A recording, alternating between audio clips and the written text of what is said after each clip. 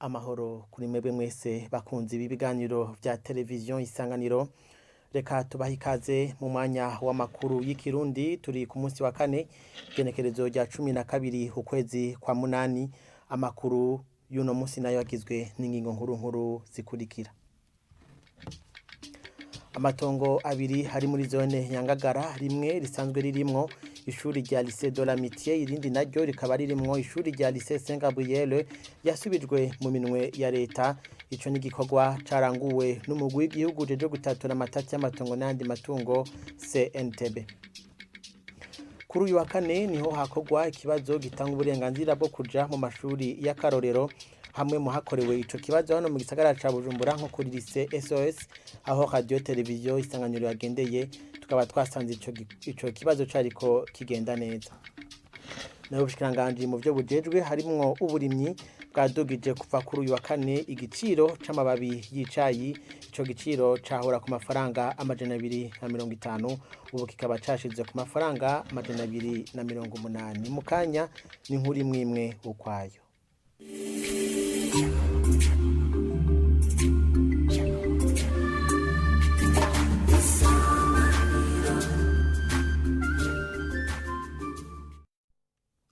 Reka tongere tubaha ikaze murano makuru.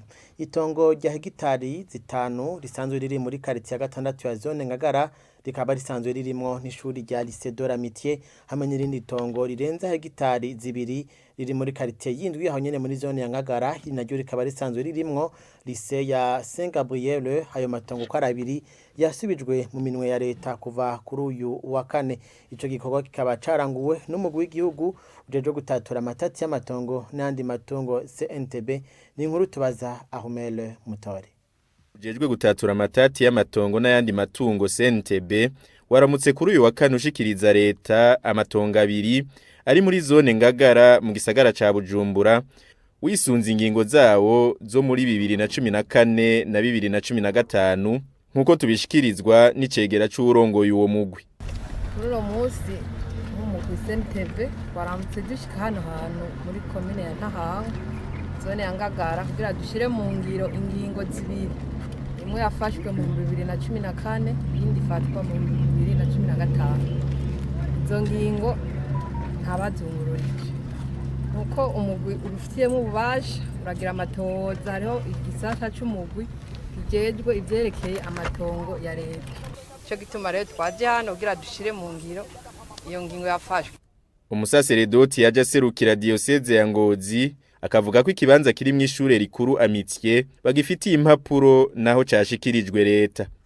Diocese ya Ngozi nta rupapuro yigeze ironka yuko contrat de cession yasinywe ico gihe, yuko ya amasezerano yahagaze. Hanyuma diocese yari ndetse yanatanguye ntuzenye nico bita démarche yo kugira ngo isubire kuri kwitongo ryayo, kugira ngo ico yari yahaherewe comme college iheze ikirangure mu kurera abana b'igihugu. Savyimana Salvatore arongoye imbere y'amategeko ishure Lycée Central Saint Gabriel riri mu kibanza kigira kabiri cashikirijwe leta. We arashima agasaba kumvikana na leta. Agomba gukengurukira umugwi CNTB ku ngingo wafashe igenekerezo rya 30 ukwezi kwindwi mu mwaka wa 2014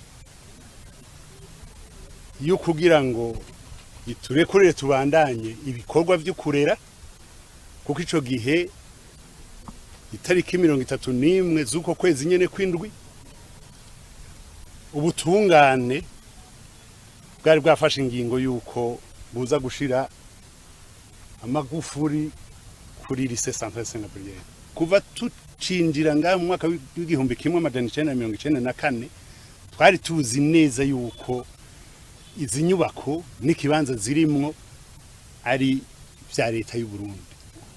Twebwe ko tutanse ko dupanga, kuko ntitwoja ngaho ngo tuje mu nzu tuzikoreremwo atari zacu, tugabanirize gabanye iyo loyer sinime wiburi ije ku miliyoni. Rimwe muri ayo matongo ririmwe ishure ryisumbuye Amitié n'ishengero Rehoboth Holy Church rikaba rifise uburinganire bw'amahegitari 5. Irindi naryo ririmwo ishure ryisumbuye Saint Gabriel n'ishengero EPCM rikaba naryo rifise uburinganire bw'amahegitari 2 n'amaare 60. Kuri ayo makenga y'abasanzwe bakorera muri ivyo bibanza uko ari bibiri, umushikiranganje ajejwe inyubako Deogratias Isanganiro umwami yabahamagariye kuja hamwe kugira baganire batorere umuti hamwe hisunzwe amategeko. Rero guhera no munsi twiteze yuko nta kibazo nyamukuru giteza guca kihaba, nta ngingo tuje gufatira ngaha, ahubwo abo basanzwe bose ibyo bahakorera imiryango iruguruye. Karibu mu bushikiranganje bw'inyubakwa, ibikoresho vya leta no gwiza uburaro, twicare dusisangure turabe amategeko icyavuga, hama turabe naho dutegerezwa guhuriza. Nta muntu n'umwe wese kuvunikira muri iki gikorwa. Leta ngo leta mvye isi yo kuruhisha abantu, si yo guvuna abantu. Ntabwo rero uno munsi tuje gufata ingingo ngaha ku rubuga uyu munsi nyene. Twe tuje kugira ngo dushyikirizwe iryo tongo nka leta, hama turonke izo mpapuro zaryo.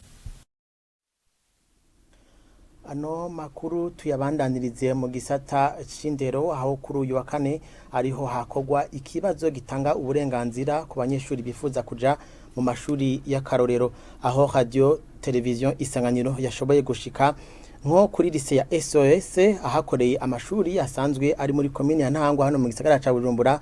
Tukaba twasanze atatunenge twishi twibonekeje uretse nk'abanyeshuri basivye canke abacerewe. Ahonera muco yahashitse.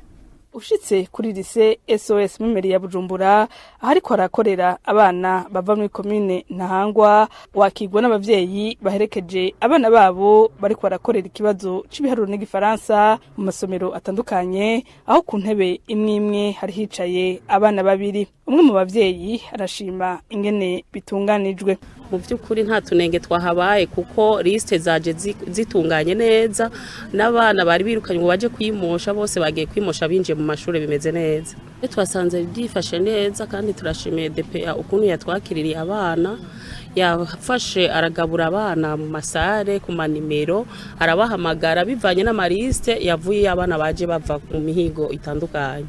Umuyobozi w'indero n'inyigisho muri komune Ntahangwa Nikora Kirahane avuga ko muri rusangi kiriko gikorwa neza nubwo catanguye ku 5:30 zo kuri uyu wa kane. Asaba abavyeyi kuza barakurikirana abana babo ko bitunganije neza imbere yuko baja gukora ikibazo. Twabonye abana baje afise amahereni kandi bazi yuko bibujijwe muri reglement scolaire babizi, biri muri carnet de correspondance babifise abavyeyi, mugabo twabonye yuko ntiyabikurikije.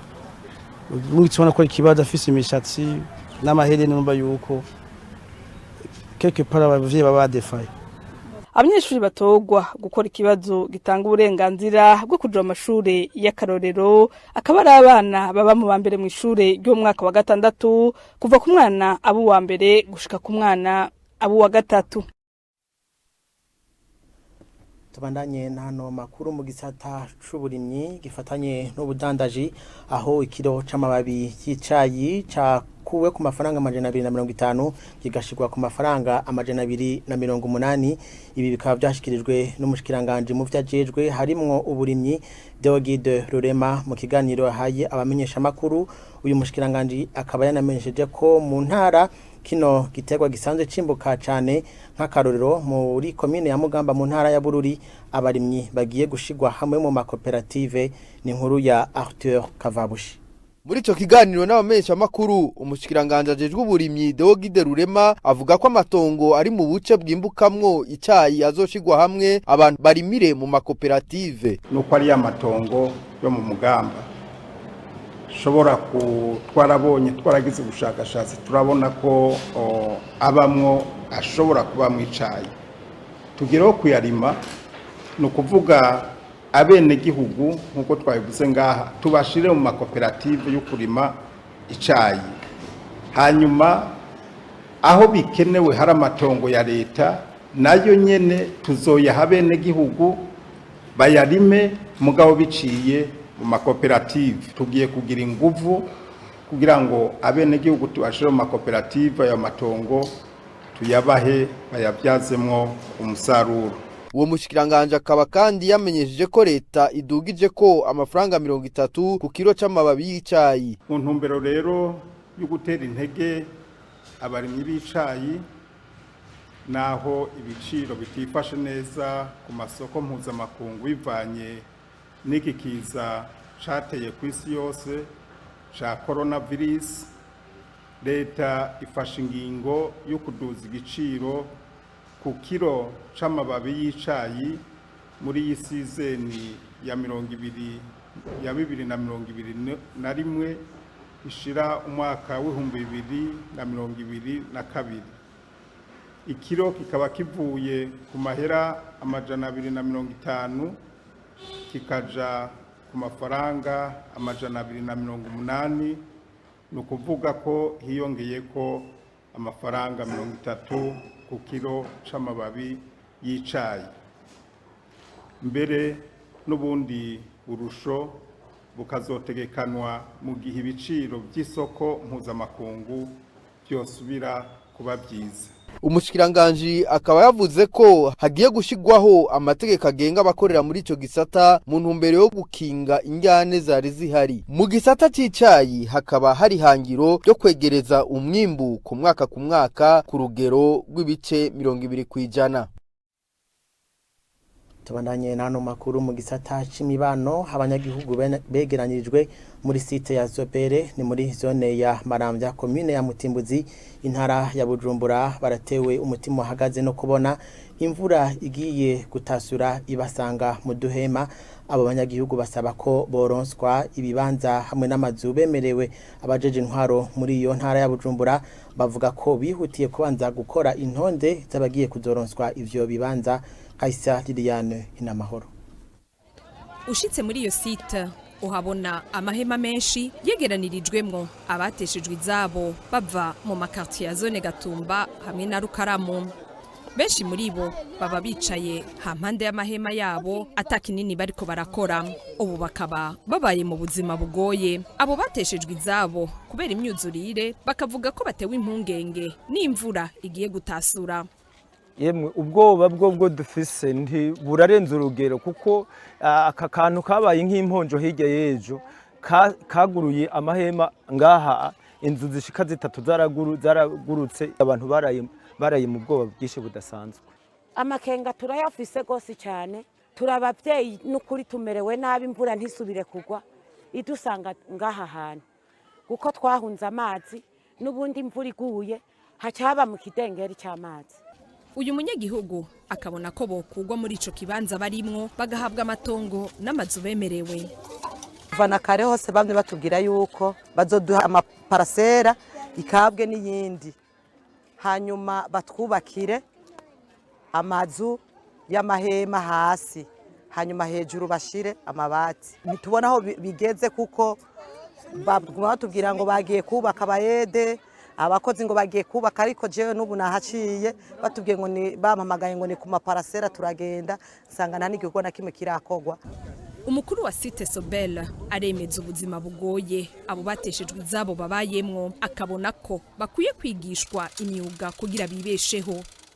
Ubuzima bw'abantu bari ngaha ntabwo ari ubuzima bwiza. Murabye abantu bari ngaha benshi bari batunzwe no kurima, abandi nabo bari batunzwe no kuja mu kiyaga kuroba. Abantu bari ngaha babayeho ku kwitega ko bashobora kuronka abagira neza babafasha, ariko hanini hamwe abanyagihugu boronka ibyo bakora hakaboneka abantu bashobora kubigisha iby'imyuga byoshobora gutuma biyungunganya bonyene bakaza barirondera kongwa kimuhana akazi imvura ihise.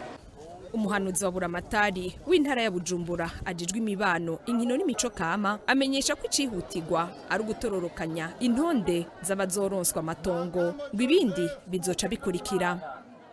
Twebwe ico twakoze habaye kwitonda kugira ngo izo ntonde zije mu muco, kandi tukabona ko ariyo ntambwe yari igoye cyane.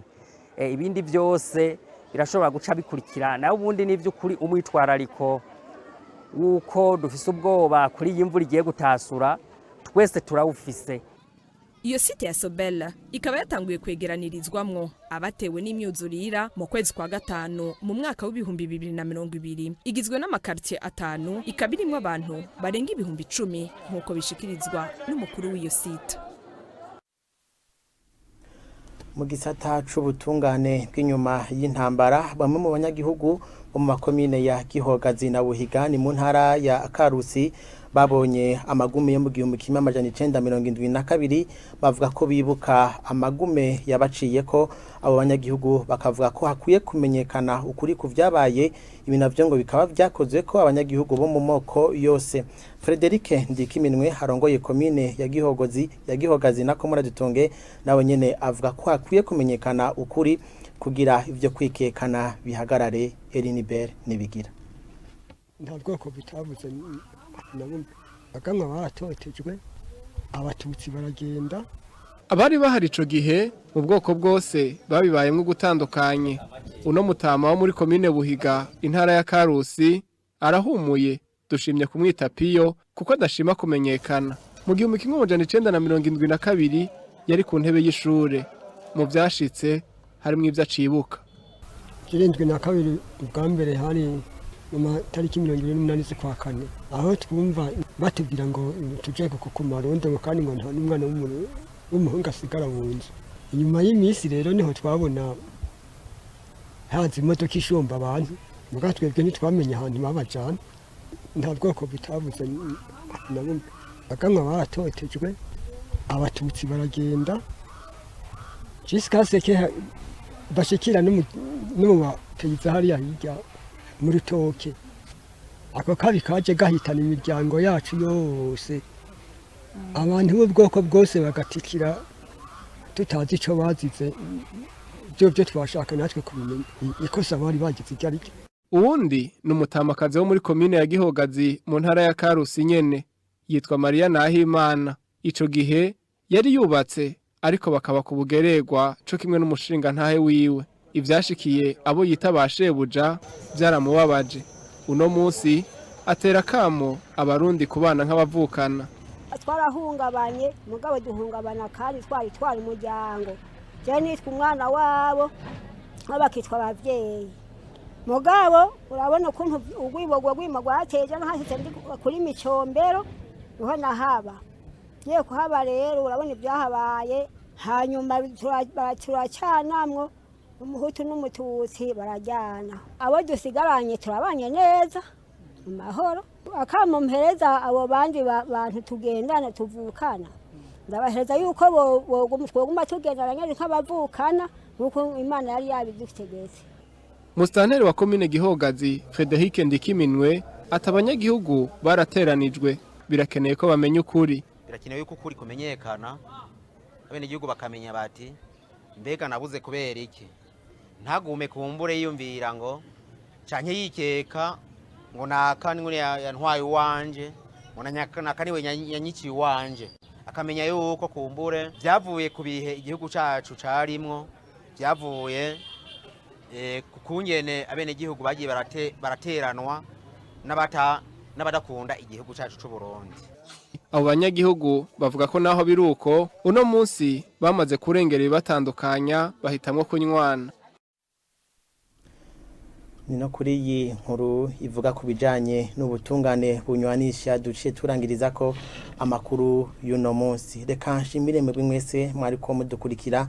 Abaneshimiye ni bagenzanje bo mu ruganda rwa radio televiziyo Isanganiro bafashije gutororokanya ano makuru. Ahanje reka mbandanye ndabifuriza kugira ibihe byiza na radio televiziyo Isanganiro.